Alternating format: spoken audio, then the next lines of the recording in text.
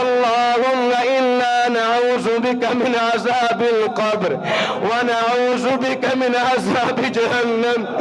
اللهم إنا نعوذ بك من عذاب القبر ونعوذ بك من عذاب جهنم.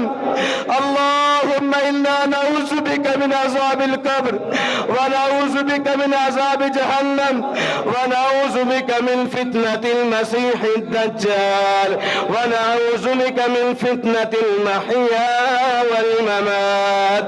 اللهم ارحم على أحوالنا ولا تنظر إلى سوء أعمالنا. اللهم ارحم على أحوالنا ولا تنظر إلى سوء أعمالنا. اللهم إنا نسألك أدخلنا الجنة الفردوس. اللهم إنا